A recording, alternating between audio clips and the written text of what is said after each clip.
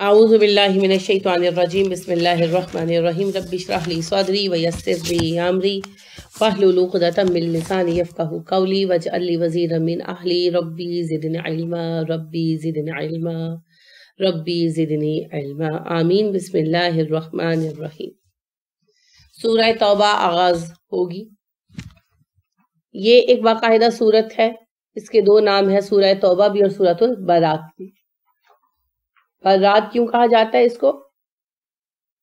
اس لیے کہ اس میں بریء ذمہ ہونے کا اعلان کیا گیا ہے نا مشرکین سے بھی، اور اس میں توبہ کا برا کا اعلان بھی کیا گیا ہے ان لوگوں کا جو تبوک سے پیچھے رہ گئے تھے۔ تو دو نام ہیں، سورۃ البراء اور سورہ توبہ۔ عربوں میں زیادہ برا جو ہے وہ معروف ہے، بہرحال دونوں ہی نام اسی کے ہیں۔ اس کے آغاز میں بسم اللہ الرحمن الرحیم نہیں پڑھی جاتی۔ کیوں نہیں پڑھی جاتی؟ بہت ساری وجوہات مفسرین بیان کرتے ہیں، لیکن اس کے بارے میں کوئی صحیح حدیث نہیں ملتی ہمیں جس سے یہ ڈیفائن کیا جا سکے کہ اصل ریزن کیا رہی ہوگی۔ ہاں، یہ بات درست ہے کہ متواتر صحیح حدیث سے پتہ چلتا ہے کہ رسول اکرم صلی اللہ علیہ وسلم نے اس سے پہلے بسم اللہ نہیں پڑھی اور نہ ہی لکھنے کا حکم دیا اور نہ پڑھنے کا۔ تو صحابہ نے مینوان قرآن کو ویسے ہی پڑھا اور سیکھا جیسا کہ رسول اکرم صلی اللہ علیہ وسلم نے سکھایا۔ تو آپ نے اس سے پہلے سورہ توبہ کے جب بھی تلاوت کرتے تو اس کے تلاوت سے پہلے، آغاز سے پہلے نہ کبھی آپ نے بسم اللہ پڑھی، نہ پڑھائی، نہ لکھوائی۔ جب آپ سورت لکھواتے تھے نا تو بسم اللہ الرحمن الرحیم سے آغاز کرتے تھے۔ آپ نے نوٹس فرمایا ہوگا کہ کئی قرآن کے جو نسخے ہیں ان میں بھی اسی طرح آغاز ہوتا ہے۔ ہمارے یہاں کم ہے، عرب نسخوں میں یہ زیادہ ہے۔ تو سورتوں میں بسم اللہ الرحمن الرحیم جو ہے نا وہ آپ صلی اللہ علیہ وسلم لکھوایا کرتے تھے۔ یہ جو آیتوں کی تعداد پر بحث ہے نا کہ 6666 ہے یا زیادہ ہے، وہ اسی وجہ سے ہے۔ جو بسم اللہ کو بطور آیت ہر سورت کے ساتھ نہیں گنتے وہ 6666 آیتیں مانتے ہیں جس طرح ہمارے قرآن ہے، اور جو ہر سورت کے ساتھ بسم اللہ الرحمن الرحیم بھی گنتے ہیں، کیونکہ رسول اکرم صلی اللہ علیہ وسلم سورت کے آغاز میں جو شروع کا لکھواتے تھے نا پہلی آیت سے، جیسے الف لام میم ذالک الکتاب، تو اس سے پہلے بسم اللہ الرحمن الرحیم ڈکٹیٹ کرواتے تھے ساتھ۔ تو اس سے صحابہ کو پتہ چل جاتا تھا کہ یہ بالکل شروع کی آیتیں، ویسے اب بتاتے بھی تھے لیکن اس سے بھی پتہ چل جاتا تھا۔ تو جنہوں نے بسم اللہ کو ہر سورت کے ساتھ گنا، پھر انہوں نے 114 آیتیں ایکسٹرا شامل کی نا بیچ میں، 113، ٹھیک ہے۔ تو اس طرح سے یہ بحث ہوئی، ورنہ قرآن کی آیتوں میں فرق نہیں ہے، ٹھیک ہے۔ اور 2-3 مقامات پر جیسا کہ میں نے آپ کو کہا تھا یہ بحث ہے کہ آیا یہاں پر آیت ہے یا نہیں ہے، 2-3 مقام ہے، 3 مقام ہے ٹوٹل۔ تو اصل بحث جو پڑی آیتوں کی تعداد میں وہ بسم اللہ الرحمن الرحیم کے لکھنے اور نہ لکھنے کی بحث سے پڑی۔ تو رسول اکرم صلی اللہ علیہ وسلم نے ہر سورت کے ابتدا میں بسم اللہ الرحمن الرحیم لکھوائی، لیکن سورہ باراء یا سورہ توبہ کے آغاز میں نہیں لکھوائی، نہ ہی پڑھی اور نہ ہی پڑھنے کا کہا۔ تو اس سے پھر صحابہ نے نہیں پڑھی۔ اصل سبب یہ ہے۔ اب آپ صلی اللہ علیہ وسلم نے کیوں نہیں پڑھی، اس کے بارے میں مختلف رائے ہیں، مختلف بحثیں ہیں، جن کی اگر علمی حیثیت ہوتی تو رسول اکرم صلی اللہ علیہ وسلم خود ہی بیان کر دیتے، تو ان میں پڑھنا کوئی فائدہ مند نہیں ہے۔ اگر کوئی بھی فائدہ مند بات ہوتی نا تو یا صحابہ پوچھ لیتے اور یا رسول اکرم صلی اللہ علیہ وسلم خود ہی بیان کر دیتے۔ بہرحال ان رائےوں میں بھی میرے نزدیک سب سے معقول رائے یہی ہے کہ سورہ توبہ جو ہے وہ سورہ انفال کا سیکول ہے، یا یوں کہہ لیں کہ سورہ انفال جو ہے سورہ توبہ کا دیباچہ ہے، پریفیس ہے۔ تو پھر سارے تفصیلی احکام اس میں آ گئے ہیں میرے خیال میں۔ باقی یہ ہے کہ ہم ایسا اس لیے نہیں کرتے کہ رسول اکرم صلی اللہ علیہ وسلم نے نہیں کیا، تو باقی صورتوں پہ کیوں پڑھتے ہیں؟ کیونکہ رسول اکرم صلی اللہ علیہ وسلم نے پڑھی اور پڑھنے کا حکم دیا، سمپل۔ ہم وہی کرتے ہیں جو ہمارے نبی صلی اللہ علیہ وسلم کیا کرتے تھے۔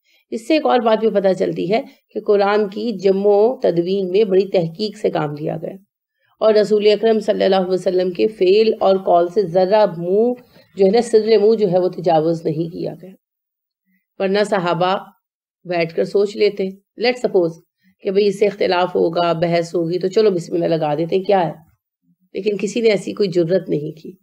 تو اس سے بھی یہ بات ثابت ہوئی کہ قرآن مجید رسول اکرم صلی اللہ علیہ وسلم سے مینوان لیا گیا، اور صحابہ نے، جیسے ابو بکر صدیق رضی اللہ عنہ نے قرآن جمع کیا تو عثمان رضی اللہ عنہ نے بعد میں کیا، اس کو ایک قرات پر اکٹھا کیا۔ عام طور پر غیر مسلموں نے عثمان رضی اللہ عنہ کا ذکر زیادہ اٹھایا، کیوں؟ ان کو عزت دینے کے لیے نہیں، یہ ثابت کرنے کے لیے کہ رسول اکرم صلی اللہ علیہ وسلم سے 15-16 بلکہ 20 قریباً سال کے بعد، کیونکہ عثمان رضی اللہ عنہ کے درمیانے زمانے میں جا کر ہوا نا، تو 11 سال 11.5 سال عمر فاروق رضی اللہ عنہ کے، 2.5 سال ابو بکر صدیق رضی اللہ عنہ کے، تو یہ بن جاتے ہیں 15 سال. تو پھر 5 6 7ویں سال میں جا کر حضرت عثمان کی قرآن کی تدوین کا ہوا، تدفین نہیں تدوین، تو اس کی وجہ سے تقریباً 21 سال 20-21 سال کا عرصہ بن جاتا. تو پھر اعتراض اٹھاتے ہیں کہ 20-21 سال بعد جا کر تو قرآن لکھا گیا تھا. اب یہ ایک بڑا جھوٹ ہے، کیونکہ لکھا رسول اکرم صلی اللہ علیہ وسلم کی زندگی میں جا چکا تھا. ایک کتاب میں مدون نہیں ہوا تھا، اس کو ابو بکر صدیق رضی اللہ عنہ نے مدون کروا دیا تھا اپنے زیر نگرانی. اب اس تدوین کو سلطنت میں عام کرنے کا کام عثمان رضی اللہ عنہ نے کیا تھا. یعنی وہ تدوین شدہ سرکاری تحویل میں تھا، لوگ اپنا نسخہ اپنے ہاتھوں سے لکھ لیتے تھے. تو اب جس کے یعنی کہ بزرگ نے اسلام قبول کیا، وہ قرآن کا نسخہ لکھ کر لے گیا ہاتھ سے، اب اس کے لکھے ہوئے نسخے کو سب کاپی کرتے تھے. اب اس میں اگر کوئی غلطی ہے تو وہ بھی آگے چل جی جاتی تھی، اور دوسرا رسم الخط کا فرق بھی آگے چلا جاتا تھا. جس نے غلطی بہت کم تھی، غلطی زیادہ کوئی مسئلہ نہیں تھا، بڑی احتیاط کی لوگوں نے اس معاملے میں.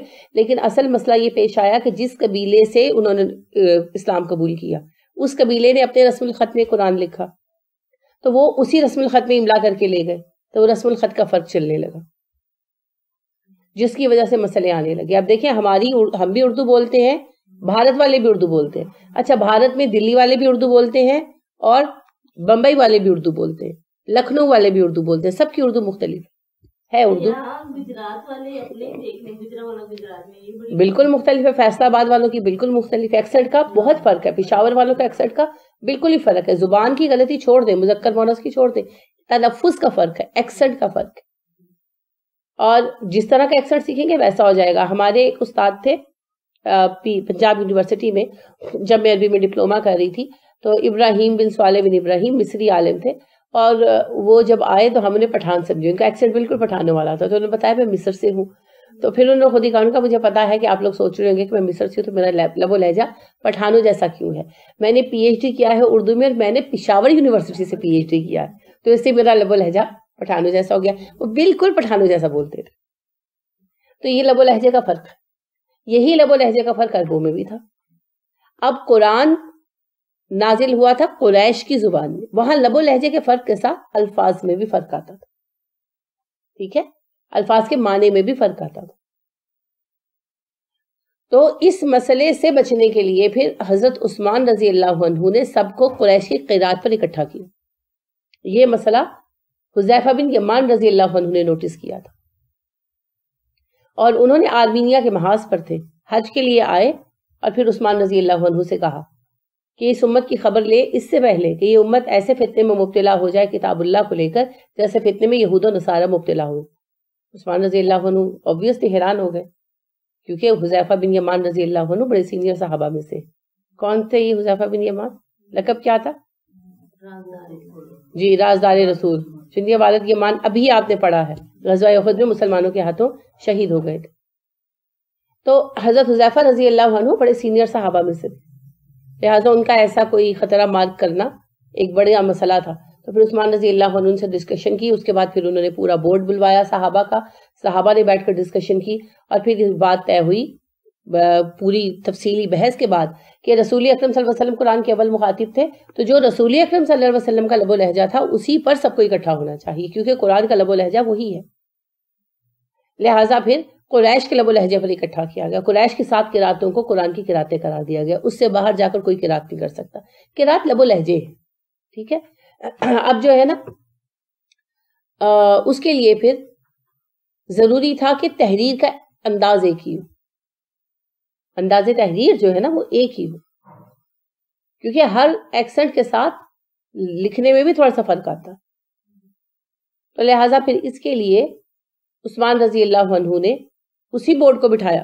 وہ سیم بورڈ تھا زید بن ثابت رضی اللہ عنہ کی سرکردگی میں، اور اس بورڈ کی ذمہ داری دی گئی کہ حضرت ابو بکر صدیق رضی اللہ عنہ کے جمع کیے ہوئے قرآن کی نقلیں تیار کریں، کاپیز، اور وہ پھر کاپیز ہر ایک صوبے میں بھجوائی گئی حکومت کو، اور وہاں کے لوگوں کو پابند کیا گیا، یعنی جو وہاں پر حاکم تھے، نمائندے تھے، کہ اپنے اپنے صوبے کے شہروں میں یہ ان کی نقلیں بنوا کر سرکولیٹ کروائیں اور وہاں لوگوں کو پابند کر دیں کہ وہ اپنے قرآن آ کر جمع کرائیں، اور جو قرآن حکومت کی طرف سے آیا ہے اس پر سے کاپیاں بنوائے. اس کے لیے کاتب مقرر کیے گئے، وہ لوگوں کو پھر فری کاپیز بنا بنا کر دینے پر لگ گئے.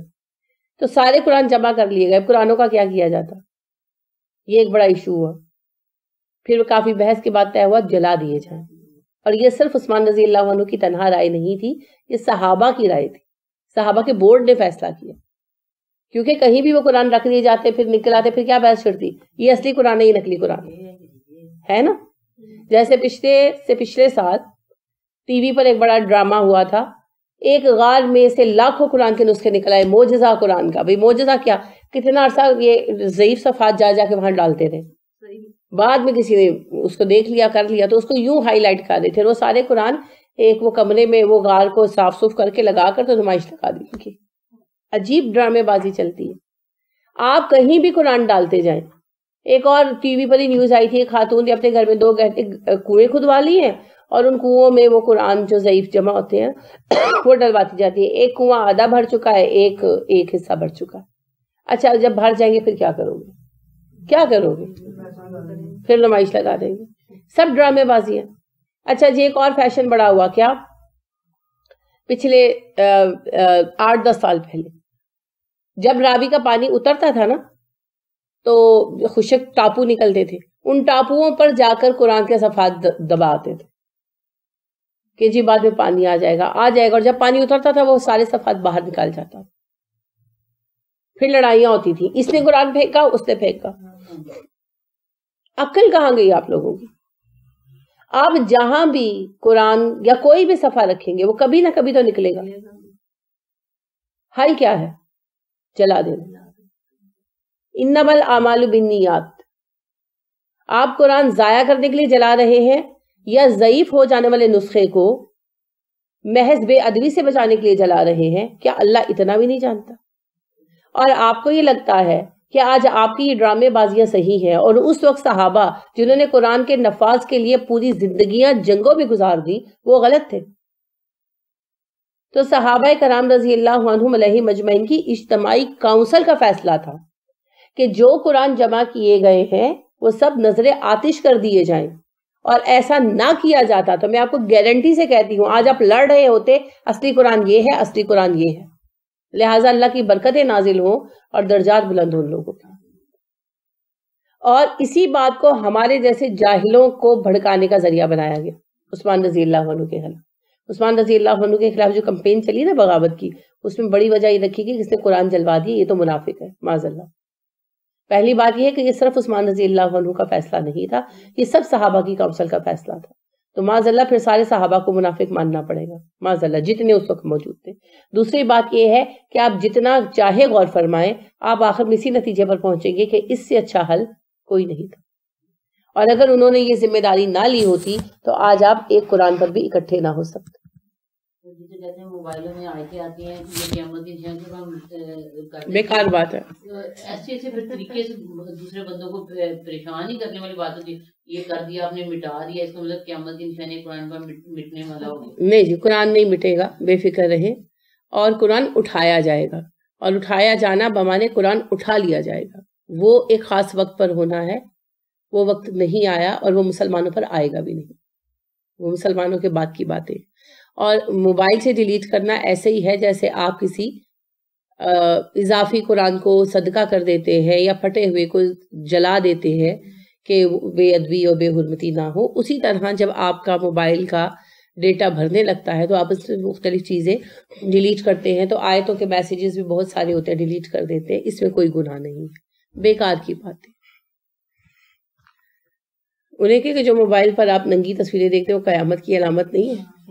خالی قرآن کی آیتیں ڈیلیٹ کرنا ہی قیامت کی علامت ہے. سبحان اللہ. اچھا تو یہاں سے یہ بات بھی پایہ ثبوت کو پہنچتی ہے کہ قرآن کو منوان ویسے ہی لیا گیا جیسا رسول اکرم صلی اللہ علیہ وسلم نے تعلیم کیا تھا. ٹھیک ہو گیا. اب سورہ توبہ پڑھنے سے پہلے ہم اس کا پس منظر دیکھیں گے. کن حالات پہ اتری، کیا صورت حال تھی، کیونکہ سورہ توبہ جو ہے یہ بہت ہی تفصیل سے پڑھی جانے والی صورتوں میں سے ہے. آپ نے بقرہ میں دیکھے نا احکام بہت تھے، بہت احکام تھے. تو نساء میں آپ دیکھیں گے کہ ویسے نساء جو ہے وہ وراثت کے احکام کی ہے، مگر بہت تفصیلی صورت نہیں ہے. بقرہ میں اتنے احکام ہے کہ دوسرا پارہ پڑھتے پڑھتے بندہ تھک جاتا ہے احکام یاد کرتے کرتے. تو اس کے بعد پھر توبہ میں بہت سارے احکام آپ کو ملیں گے. ٹھیک ہے. تو اسی طرح توبہ کی جامعیت جو ہے یہ ان حالات کے پیش نظر تھی جو حالات درپیش تھے. تو ان حالات کو ہم دیکھیں گے تبھی ہم واقعات کو سمجھ بھی پائیں گے جو پیش آ رہے تھے. سورہ توبہ میں 3 مختلف تقریریں ہیں، یعنی سورہ توبہ بنیادی طور پر 3 حصوں میں اتری. پہلی تقریر جو ہے اس کا آغاز شروع سے ہو کر 5ویں رکوع تک ہے. یہ جو حصہ ہے اکٹھا اترا 9 ہجری کے ذوالقعدہ میں. رسول اکرم صلی اللہ علیہ وسلم حج کے لیے لوگوں کو روانہ فرما چکے تھے. امیر حج حضرت ابو بکر صدیق رضی اللہ عنہ کو بنایا تھا اور وہ جا چکے تھے جب پیچھے سے یہ خطبہ اترا، یہ تقریر اتری. تو آپ صلی اللہ علیہ وسلم نے علی رضی اللہ عنہ کو بھیجا تھا اس کے اعلان عام کے لیے. ٹھیک ہے. دوسری تقریر جو ہے وہ 5ویں رکوع سے شروع ہو کر، یعنی 6ٹھے رکوع کے آغاز سے شروع ہو کر 9ویں رکوع تک جاتی ہے. یہ غزوہ تبوک سے پہلے اتری اور اس کا موضوع ہے جہاد کی ترغیب دلانا. تیسری تقریر 10ویں رکوع سے شروع ہو کر سورہ کے آخر تک ہے. اس میں کچھ آیتیں ایسی بھی ہیں جو آگے یا بعد میں نازل ہوئی اور رسول اکرم صلی اللہ علیہ وسلم نے اسی میں پھر لگوا دی، اس لیے کہ یہ اسی خطبے کا حصہ تھی. تو اس کا موضوع کیا ہے؟ غزوہ تبوک پر تبصرہ، منافقین کی پکڑ اور وہ مسلمان جو صحیح العقیدہ ہوتے ہوئے جنگ سے پیچھے رہ گئے ان کو سرزنش کرنا، پھر ان کی معافی کا اعلان بھی آیا. تو وہ سارے واقعات غزوہ تبوک، اس پر بحث، اس پر نتائج، وہ سارے معاملات جو ہیں یہ اس آخری حصے میں ڈسکس ہو. تو پھر یہ زمانہ کون سا بنا؟ 9 ہجری. یہ سارے واقعات 9 ہجری کے ہیں نا، غزوہ تبوک اور سب کچھ. تو یہ سارا جو زمانہ بنا یہ اسلام کا آخری دور تھا. ٹھیک ہے. 9 ہجری اور 10 ہجری کا یہ دور ہے. تو آپ دیکھیے صلح حدیبیہ کے بعد کا زمانہ تھا. صلح حدیبیہ کے بعد سب کچھ ہوا. بالکل. آپ دیکھیں صلح حدیبیہ کے نتیجے میں 2 طرح کے اثرات مرتب ہوئے. صلح حدیبیہ ہو جانے کا مطلب یہ تھا کہ مسلمان قریش کی ٹکر کی ایک طاقت ہے. مسلمان اس وقت تک اپنے آپ کو قریش کے بالمقابل ایک سیاسی قوت کے طور پر منوا چکے تھے اور کئی قبائل نے مسلمانوں کے نظریہ حیات کو قبول بھی کیا تھا. اب مجبور ہو کر قریش نے معاہدہ صلح کیا حدیبیہ کا. حدیبیہ کے معاہدہ صلح کے 2 نتیجے نکلے. ایک، عربوں کے تک، عرب قبیلے جو تھے ان تک مسلمانوں کی رسائی آسان ہو گئی کیونکہ امن و امان ہو گیا نا، اور قبیلوں کے ساتھ سفارتی تعلقات بہتر ہوئے، انہیں بات سننے کا موقع ملا تو عرب کے اندر اسلام پھیلنے لگا. اور دوسرا، امن و امان ہوا تو رسول اکرم صلی اللہ علیہ وسلم نے عرب سے باہر بھی اسلام کا پیغام بھیجنا شروع کیا. اب اس سے یہ صورتحال پیش آئی کہ کئی قبیلے مسلمان ہوئے یا اسلام کی طرف ایٹ لیسٹ راغب ہوئے. اسلام کی یہ کامیابی جو ہے یہ کفار کو برداشت نہیں ہو رہی تھی. فتح مکہ سے بھی پہلے عرب قبیلوں کی ایک بڑی تعداد مسلمان ہو چکی تھی، جس کو برداشت کرنا کفار مکہ کے لیے مشکل ہو رہا تھا. تبھی انہوں نے بنو بکر کا بہانہ ڈال کر معاہدہ صلح ختم کر دیا. آپ صلی اللہ علیہ وسلم نے بالکل موقع نہیں دیا، مکہ پر حملہ کیا، مکہ فتح کر لیا. فتح مکہ کے بعد کفر نے اپنی آخری کوشش کی عرب میں، غزوہ حنین. حنین کے غزوے میں قبیلہ ثقیف اور حوازن وغیرہ نے شرکت کی. بڑے یہی 2 قبیلے تھے، حوازن اور ثقیف. ان کے ساتھ نضر اور جشم کے کچھ لوگ تھے. تو ان لوگوں نے آخری مارکا لڑا حنین کے میدان میں اور اس میں بھی یہ لوگ ہار گئے. اس کے بعد کبھی بھی کہیں بھی شرک کی طاقت عرب میں اجتماع حاصل نہیں کر سکی۔ تو اس صورتحال کے اندر رسول اکرم صلی اللہ علیہ وسلم نے عرب کے اندر اسلامی حکومت قائم کر دی تھی، اور غزوہ حنین کے بعد غزوہ تبوک پیش آیا، غزوہ موتا پیش آیا۔ یہ واقعات جو ہے نا یہ ترتیب میں ہے۔ غزوہ موتا پہلے پیش آیا صلح حدیبیہ کے بعد، صلح حدیبیہ، پھر غزوہ موتا، پھر فتح مکہ، پھر غزوہ حنین، اور پھر غزوہ تبوک۔ غزوہ تبوک سے واپسی پر دھڑا دھڑ لوگ آئے، 70 قبائل نے آ کر اسلام قبول کیا، اور یہ بہت بڑی بات تھی، اسی لیے اسے عام الوفود بھی کہا گیا۔ تو دیکھیے کہ غزوہ تبوک میں اپنے سے ایک بہت بڑی قوت سے ٹکرائے تھے مسلمان، اور مسلمانوں نے اپنا وجود ثابت کر دیا تھا۔ تو عرب کے اندر مسلمانوں کی حیثیت اب برابر کے فریق کی نہیں رہی تھی، بلکہ غالب فریق کی تھی، اور عرب کو دارالاسلام بنانا تھا نا، اسے سینٹر بنانا تھا، کیپٹل آف اسلام بننا تھا قیامت تک کے لیے، تو پھر اس کے لیے ہدایت چاہیے تھی۔ تو وہ پہلا حصہ تقریر کا جو سورہ کے آغاز سے 5ویں رکوع تک چلتا ہے، اس میں بنیادی طور پر اسی کے قوانین پیش کیے گئے۔ دوسرا رخ غیر عرب قوموں کے ساتھ ٹکراؤ کا تھا، کیونکہ اب تک اسلام عرب کے سامنے رکھا گیا، عرب سے باہر جو آواز گئی وہ قدرتی طور پر گئی، یعنی جب مہاجرین حبشہ گئے تو حبشہ تک میسج پہنچا، یا مسلمان کہیں اور تجارت وغیرہ کے لیے گئے تو وہاں ظاہر پیغام پہنچا، باقاعدہ تبلیغی وفود کہیں نہیں بھیجے گئے۔ اب وقت آ گیا تھا کہ یہ پیغام جو ساری دنیا کے لیے تھا، اسے دنیا کے کانوں تک پہنچانے کا انتظام کیا جاتا، اور جیسے ہی صلح حدیبیہ عمل میں آئی، رسول اکرم صلی اللہ علیہ وسلم کو امن ملا اور تھوڑا سکون ہوا ذہن کو کفار مکہ کی طرف سے، تو آپ صلی اللہ علیہ وسلم نے اس نہج پر کام شروع کر دیا۔ لہٰذا آپ صلی اللہ علیہ وسلم نے سارے عرب میں سفیر بھیجے، عرب کے ان علاقوں کی طرف جو سرحدوں پر تھے اور مختلف ملکوں سے جڑے ہوئے تھے، یعنی جو ایران کی سرحد کی طرف کے علاقے تھے وہ ایران کے باج گزار تھے، ایران کے ساتھ جڑے ہوئے تھے، اور جو روم کی طرف یعنی شمال عرب کی شمالی جو سرحد تھی اس کے سرحدی علاقے جو تھے وہ سلطنت روما کے زیر اثر تھے، اور قیاصرائے روما جو ہے وہ انہیں عربوں کے خلاف بطور طاقت استعمال کیا کرتے تھے۔ وہ ان میں سے اکثر قبیلے جو ہیں وہ مذہباً بھی عیسائی ہو چکے تھے، تو رسول اکرم صلی اللہ علیہ وسلم نے ان سب قبائل کی طرف بھی اسلام کا پیغام بھیجا، کیسر کی طرف تو بھیجا ہی بھیجا نا، ان قبائل کی طرف بھی بھیجا۔ اب تک جن قبیلوں سے اسلام کا سابقہ پڑا تھا وہ اندرون عرب کے تھے، وہ سب کے سب مشرک تھے، اور دعویٰ دار تھے دین ابراہیمی کے فالوور ہونے کے، وہ نام سے کہتے تھے ہم دین ابراہیمی کے فالوور ہیں، ہم مسلمان ہیں، یعنی مسلمان کا لفظ نہیں استعمال کرتے تھے مگر دین ابراہیمی کا فالوور کہتے تھے نا اپنے آپ کو، لیکن شرک میں مبتلا تھے، جیسے آج ہم کہتے ہیں مسلمان اور شرک کرتے۔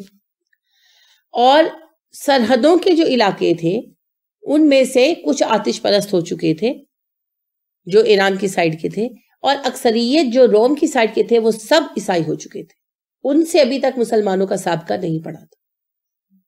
اب جب اندرون عرب میں سکون ہو گیا تو پھر دوسرے ملکوں کے بادشاہوں کو بھی خطوط بھیجے گئے، آپ کو پتہ ہے جو ہے کس طرح اس کو بھی بھیجا گیا تھا، کیسر کو بھی بھیجا گیا تھا، اور ان علاقوں کے قبیلوں کے سرداروں کو بھی خطوط بھیجے گئے، ٹھیک ہے۔ تو دعوت عام کا سلسلہ شروع ہوا۔ تو آپ صلی اللہ علیہ وسلم نے ایک وفد جو ہے 15 صحابہ پر مشتمل بھیجا ایک علاقے کی طرف جس کا نام ذات الطلح یا ذات اطلاح تھا۔ یہ علاقہ جو تھا یہ روم کی طرف شمال کی طرف سرحدی علاقہ تھا، رئیس خود بھی عیسائی تھا اور رومن حکومت کے ماتحت تھا، تو 15 کے 15 سفیروں کو اس نے قتل کروا دی، صرف ان کے جو سردار تھے ان کو چھوڑ دیا۔ کعب بن عمیر غفاری ان کا نام تھا، حضرت کعب بن عمیر کے علاوہ ساروں کو شہید کروا دیا۔ دوسری طرف آپ صلی اللہ علیہ وسلم نے حارث بن عمیر رضی اللہ عنہ کو بطور سفیر بھیجا شرحبیل بن عمر کی طرف، تو یہ بھی ایک ایسے ہی قبیلے کا رئیس تھا، مذہب عیسائی تھا، اور علاقہ بھی اکثر لوگ عیسائی تھے اور یہ رومن حکومت کے تحت تھا، تو اس نے حضرت حارث رضی اللہ عنہ کو شہید کر دی۔ ان دونوں زیادتیوں کی وجہ سے رسول اکرم صلی اللہ علیہ وسلم نے ان کے ساتھ جنگ کا آغاز کیا، کیونکہ عربوں کے ہاں بھی تمام تر جاہلیت کے باوجود سفیر کا قتل جرم سمجھا جاتا تھا، اور آج بھی دنیا میں سفیر کو قتل نہیں کیا جاتا، کیونکہ اس طرح تو پھر بات ہی نہیں ہو سکے گی، کبھی بھی نہیں ہو سکے گی۔ جاہل سے جاہل لوگ، حتیٰ کہ آپ دیکھیں تاتاری کتنے جاہل مشہور ہے نا، تو ان کے پاس بھی جب سفیر آتے تھے نا تو وہ بھی قتل و غارت گری میں ان کو قتل نہیں کرتے تھے۔ تو سفیر کو کوئی قتل نہیں کرتا، سفیر کی جان امان میں ہوتی ہے، اصول ہے، مگر انہوں نے اتنی نفرت کا اظہار کیا یا حقارت کہہ لیں، اتنا معمولی سمجھا کہ سفیروں کو قتل کر دیا۔ اور جو ذات اطلاع کا حاکم تھا اس نے تو 1 2 نہیں 15 سفیر قتل کیے ایک وقت میں مسلمانوں۔ تو آپ صلی اللہ علیہ وسلم نے پھر 3000 مجاہدین کو ان کے سرکوبی کے لیے روانہ کیا، ٹھیک ہے، یعنی آپ صلی اللہ علیہ وسلم نے انہیں تلایا گردی کے لیے بھیجا۔ تلایا گردی ہوتا ہے گشت لگا کر آؤ، ان کو بتاؤ کہ ہم ہیں۔ اب یہ 3000 مجاہدین بھیجے گئے اور آپ صلی اللہ علیہ وسلم کو بخوبی پتا تھا کہ مقابلہ سخت ہے۔ تو یہ بڑی معروف جنگوں میں سے ہے غزوہ موتا جو ہے، اور آپ صلی اللہ علیہ وسلم نے اس کے جو لیڈر ہیں حضرت جعفر جو ہیں انہیں مقرر کیا تھا، اور آپ صلی اللہ علیہ وسلم نے کہا اگر جعفر شہید کر دیے جائیں تو عبداللہ بن رواحہ حاکم بنے اس کے، اور اگر وہ بھی شہید کر دیے جائیں تو زید بن حارثہ اس کے وہ بنے۔ اور بعض روایتوں میں آتا ہے کہ زید بن حارثہ وہ بنائے گئے تھے لیڈر، اور یہ کہا گیا کہ زید بن حارثہ شہید ہو جائیں تو جعفر شہید ہو جائیں تو عبداللہ بن رواحہ، اور اس کے بعد بھی اگر ضرورت پڑے یعنی وہ بھی شہید ہو جائیں تو پھر جس کو چاہیں اس کو لیڈر بنا لیں۔ تو لہٰذا پھر یہ لشکر اپنے مقام پر پہنچا۔ ابھی یہ پیچھے تھے موتا سے، موتا آگے کا مقام ہے، پیچھے تھے مان کے مقام پر، تو ان کو پتا چلا کہ شرحبیل بن عامر جو ہے یہ 1 لاکھ کا لشکر لے کر آ رہا ہے، اور 1 لاکھ کے لشکر کی مدد دینے کا وعدہ کیا ہے کیسر نے۔ اس نے اپنے بھائی یعنی بادشاہ کیسر نے اپنے بھائی تھیوڈور کو 1 لاکھ کی فوج لے کر بھیجا ہے کمک کے لیے، تو وہ بھی پہنچا چاہتی۔ اب یہ بڑی خوفناک اطلاع تھی کیونکہ لشکر صرف 3000 کا تھا، لیکن مسلمان اس سے گھبرائے نہیں اور آگے بڑھتے ہی رہے، یہاں تک کہ موتا کے مقام پر ان کا سامنا ہوا شرحبیل کے لشکر سے، جس کی تعداد 1 لاکھ ہی تھی۔ تو 1 بمقابلہ 33 افراد کا ریشو تھا، لیکن مسلمان اس پر بھی نہیں ہٹے یا گھبرائے یا پیچھے آئے۔ اگر اس موقع پر بنیادی ایک لاجیکل اینڈ کیا ہونا چاہیے تھا، مسلمانوں کا خاتمہ، لیکن ایسا ہوا نہیں۔ مسلمانوں کو بہت شدید جنگ لڑنی پڑی کیونکہ 1 بمقابلہ 33 کا ریشو تھا، یہ مذاق نہیں تھا۔ تو اللہ رب کریم نے کہا کہ تمہارے 20 بندے ہوں گے 200 پر غالب آئیں گے، اللہ نے اپنا وعدہ پورا کیا۔ تو مسلمانوں نے استقامت دکھائی، بڑی جرت سے لڑے اور پیچھے نہیں ہٹے۔ زید بن حارثہ شہید ہوئے رضی اللہ عنہ، پھر جعفر شہید ہوئے، پھر عبداللہ بن رواحہ بھی شہید ہوئے، یہاں تک کہ لشکر میں سردار نہیں رہا۔ تو پھر اس وقت جو ہے محمد بن مسلمہ جو ہیں انہوں نے کہا لوگوں اس وقت کس کو سردار امیر مقرر کیا جائے؟ انہوں نے کہا جس کو بھی آپ کر دیں، کیونکہ جنگ میں ملوث تھے، کیا کرتے اس وقت؟ تو انہوں نے کہا میں تو خالد کو کرتا ہوں، تو انہوں نے کہا ہم اس پر راضی۔ تو پھر خالد کو امیر مقرر کیا، دوران جنگ ہی، کیونکہ آپ صلی اللہ علیہ وسلم نے یہی کہا تھا کہ اگر عبداللہ بن رواحہ بھی شہید ہو جائیں تو جسے فوج چاہے اپنے لیے سردار مقرر کر لے۔ تو لہٰذا پھر امیر مقرر کیا گیا خالد رضی اللہ عنہ کو۔ خالد رضی اللہ عنہ کو اللہ نے کمانڈنگ کی ایک خاص عقل دی تھی، ایک خاص فہم دیا تھا، جس میں خالد کا ثانی کوئی نہیں ہو سکا۔ تو خالد رضی اللہ عنہ جو ہے، یعنی میں اب امت کی بات کر رہی ہوں، رسول اکرم صلی اللہ علیہ وسلم نے تو خالد کی جو سپہ سالاری کی ایک عسکری ذہنیت تھی، عقل تھی، اس کو احد میں شکست دے دی تھی اپنی فوج کو بچا کر۔ جب خالد نے پیچھے سے حملہ کیا تھا اب ایک ہی چیز تھی نا کہ رسول اکرم صلی اللہ علیہ وسلم اپنی فوج کو نکال کر لے آئے، صحیح سلامت پسپا ہونا۔ تو رسول اکرم صلی اللہ علیہ وسلم نے یہ کر کے دکھایا تو آپ صلی اللہ علیہ وسلم کی بات نہیں کر رہی، کیونکہ نبی پر تو کوئی امتی بازی لے جا ہی نہیں سکتا. جیسے کوئی اسٹوڈنٹ کتنا بھی لائق ہو ٹیچر سے آگے نہیں بڑھ سکتا، ایک اصول ہے نا. اسی طرح رسول اکرم صلی اللہ علیہ وسلم امتی نہیں ہے، نبی ہے. تو آپ صلی اللہ علیہ وسلم سے کوئی امتی نہیں ذہین ہو سکتا. جب یہ بات کہی جاتی ہے تو یہ امت کے بالمقابل کہی جاتی ہے. تو جو عقل خالد بن ولید رضی اللہ عنہ کو اللہ نے دی تھی، اس میں امت میں دوبارہ ویسی نظیر، یعنی ان جیسا مشاق جو ہے جرنیل، وہ پیش نہیں کیا جا سکتا. ان کو اللہ رب کریم نے گویا کہ اس کیمپ سے اٹھایا اور مسلمانوں کے کیمپ میں لا کر دیا ایک تحفے کے طور پر. تو خالد رضی اللہ عنہ نے نہ صرف یہ کہ جنگ لڑی، ان کے لشکر کو پیچھے ہٹایا اور انہیں بھاگنے پر مجبور کیا میدان سے، کیونکہ 1 لاکھ کے لشکر کو مارا نہیں جا سکتا تھا، بھگایا جا سکتا تھا. ان سب کے علاوہ مسلمانوں کے لشکر کو بچا کر واپس بھی لائے. بالکل. تو یہ بہت بڑی کامیابی تھی. یعنی یہ جرنیلی کی ایک ایسی مثال ہے جس کا ثانی مثال تلاش کرنا ناممکن ہے. جو کم خالد رضی اللہ عنہ نے کیا وہ ایمان اور عقل کا امتزاج ہے، اور انہوں نے کر کے دکھایا. اسی پر رسول اکرم صلی اللہ علیہ وسلم نے سیف اللہ کا خطاب دیا. آپ صلی اللہ علیہ وسلم کو اللہ رب کریم نے حالات سے آگاہ کیا obviously. تو آپ صلی اللہ علیہ وسلم نے کہا کہ مجھے موتا کا میدان جنگ دکھایا گیا. کیا آپ نے یوں کہا کہ گویا کہ میں میدان جنگ دیکھ رہا ہوں؟ اب یا تو ویژولی دکھایا گیا یا بتایا گیا، اور وہ تذکرہ اس طرح تھا کہ آپ دیکھ رہے تھے، کیونکہ آپ صلی اللہ علیہ وسلم کے الفاظ یوں ہیں کہ میں گویا کہ میدان جنگ دیکھ رہا ہوں. اور زید بن حارثہ نے جھنڈا اٹھایا، شہید کر دیے گئے. پھر جعفر نے جھنڈا اٹھایا اور شہید کر دیے گئے، ان کے دونوں بازو کاٹ دیے گئے تھے. تو آپ نے فرمایا اللہ نے جنت میں انہیں بازوں کے ساتھ پر بھی عطا فرمائے ہیں، اسی لیے جنت میں اٹھتے پھرتے. تو تیار ان کا لقب ہے. پھر آپ نے کہا کہ عبداللہ بن رواحہ بھی شہید کر دیے گئے. پھر جھنڈا خالد کے ہاتھ آیا، اور خالد جو ہیں وہ اللہ کی تلوار ہے.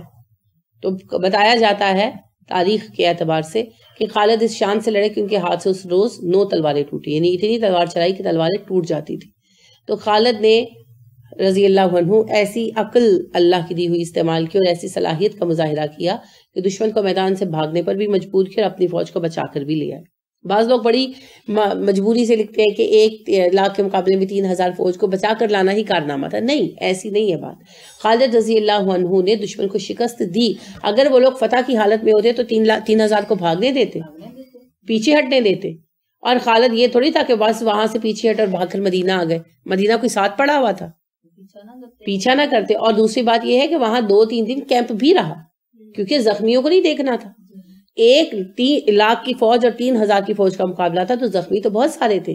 زخمیوں کو نہیں دیکھنا تھا کہ اپنی لاشیں وہیں چھوڑ آئے تھے، نہیں، تدفین کر کے آئے تھے. تو ان کاموں کے لیے مزید 3 دن جنگ کے بعد وہاں رہے. پھر وہاں سے یعنی اٹھایا اپنا سامان وغیرہ اور کوچ کیا. تو کوچ کا اتنا لمبا رستہ تھا، اگر ان کا روب و دبدبہ نہ بیٹھ چکا ہوتا کفار پر تو وہ پیچھا نہ کرتے رومن لشکر پر، وہ چھوڑتے. لہٰذا خالد رضی اللہ عنہ نے ان کا زور توڑا، انہیں میدان سے بھاگنے پر مجبور کیا. اور ایسا کچھ روب ان کے دلوں پر بیٹھا مسلمانوں کا کہ 3000 میں سے 1000 کے قریب تو ویسے ہی زخمی اور شہید تھے. تو 2000 کی جماعت جو اتنی سخت جنگ کے بعد تھک بھی چکی تھی اور غیر دیار میں تھی، یعنی اتنے دور تھے کہ مسلمانوں سے کمک پہنچنے کی کوئی توقع نہیں تھی، انہوں نے ان پر دوبارہ ہاتھ ڈالنے کی جرات نہیں کی.